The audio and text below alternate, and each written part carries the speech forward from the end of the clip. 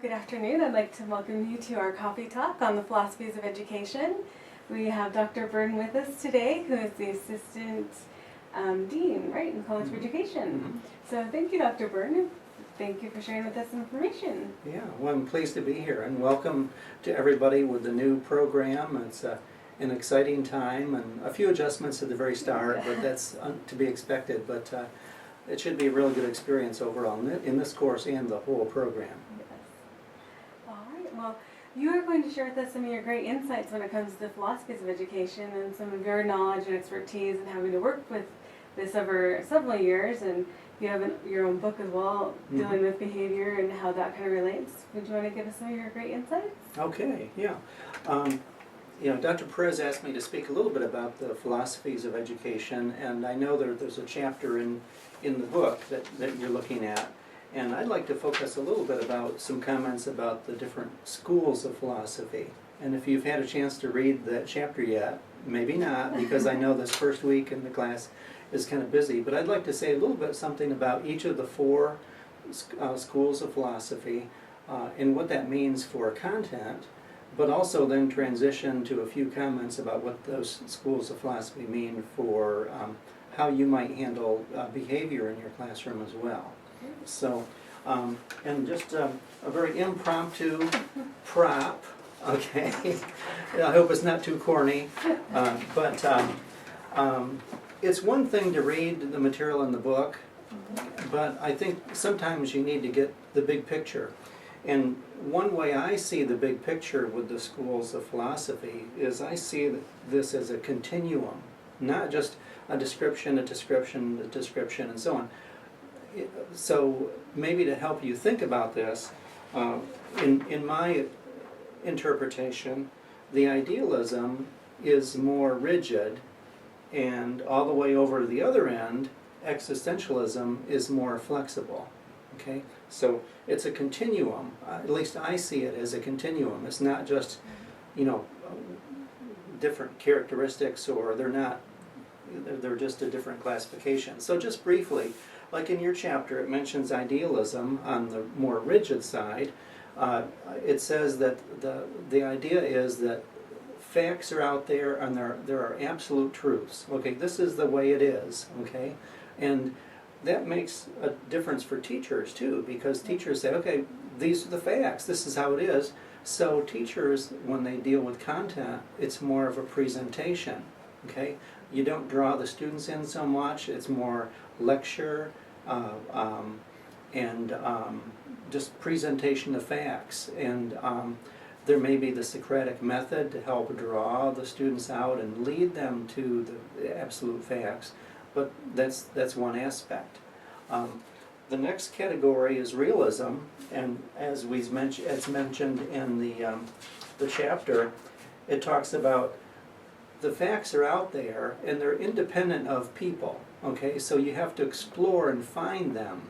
So it's a little bit more flexible than the idealism. The students need to explore and find the facts. Okay, and that's where the scientific method comes in. That's one of the approaches. So when teachers are dealing with curriculum, they provide instructional approaches to help students find the facts. There may be still some lecture and formal presentation, but a little bit more investigation. Okay, so it's a little bit more, you're involving the students a little bit more. Okay, the first kind, probably students are just receiving. Okay, they're just, you know, it's more straightforward. Okay, the chapter goes into the next category, pragmatism. Again, as we're moving down the line, it's becoming more flexible. Okay, the description in the here is that students learn the facts through experience. Okay, and there are a lot of facts out there, and we may not know all the facts right now. We're still exploring. So this is even a further aspect of discovery. Again, the chapter talks about hands-on, it gives some examples. Hands-on problem solving, it could be problem-based learning in science classes, experimenting projects. So they may come up with quite a variety of information in these explorations. So it's not just the pure facts that's true for everybody. There may be other facts that they explore. Then the last category, the most flexible, is existentialism. And this is where the student really is given the freedom to explore and find out what those facts are based on their interests, okay? And again, in terms of curriculum, you can see, more rigid at one end and more flexible at the other. More rigid means the school has the curriculum. Here it is. Everybody has to do that curriculum. If you go down the line to existentialism, the curriculum is not so rigid anymore. It's more flexible. Certainly there are still some standards that need to be met, but if students explore and discover and seek out their own interests, that's okay. My observation is that schools are more toward this end, more the rigid end, because, you can understand testing, preparation for high school, preparation for college, preparation for the world of work.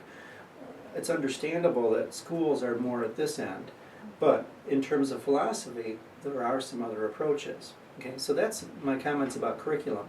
I'd like to transition this to some comments about how those philosophies of education transfer to dealing with student behavior. And again, my chart number 2, corny, but that's okay. I've written the textbook on classroom management and discipline, and it's in its 5th edition, and in there I have a couple charts that show this range of philosophies as it relates to handling behavior. And similar to the first chart, remember, was more rigid and more flexible. With the behavior, in a similar way, high teacher control, rigid, over here to low teacher control, more flexible. I think in practice, teachers are not just in one category, low, medium, or high. I think my observation is, depends on the grade level and the circumstances. Teachers may be kind of in between. Again, it's a continuum, okay? And my observation, again, too, is that teachers at the beginning of their career and at the beginning of the school year start out with more high control. And I can understand that, because you really want to set boundaries, you want to get control of the class. And over a period of time, teachers develop more management skills and are more comfortable with students participating and in the decisions and handling some of those issues themselves. So again, I have a whole book, and the different chapters are about rules and procedures. Other chapters are about maintaining cooperation.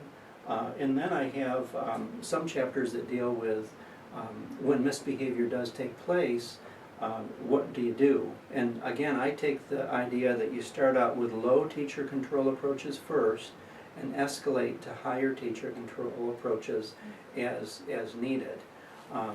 So anyway, I just, we don't want to have these coffee talks too long, but I did want to show that the philosophies of education are just more than just words on the paper in this chapter. It has real life applications in when you select content in your classes and when you select approaches to manage student behavior.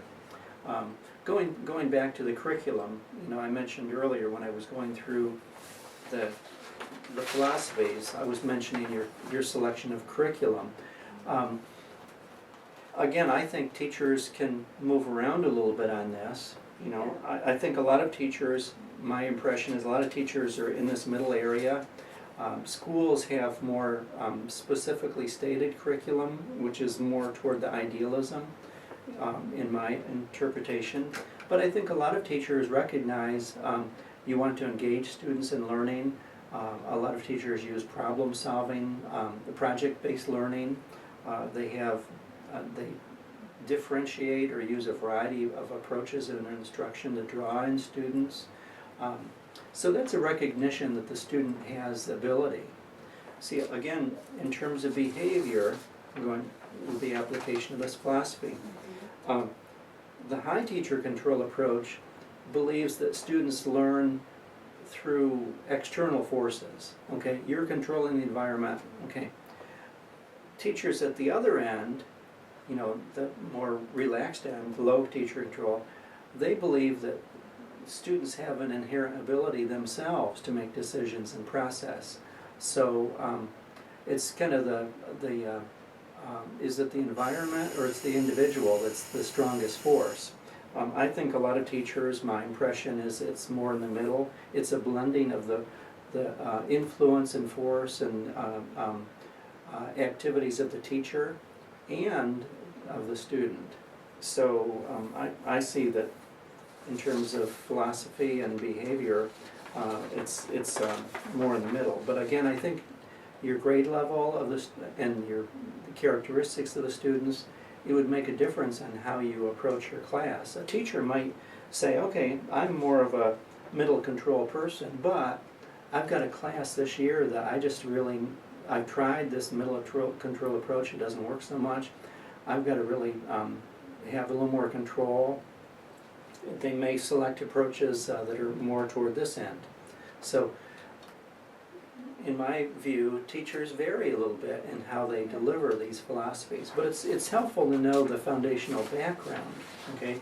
And that's why you've got this chapter about, you know, the philosophical and sociological foundations of education, is that these philosophies provide a basis for some of your decision making.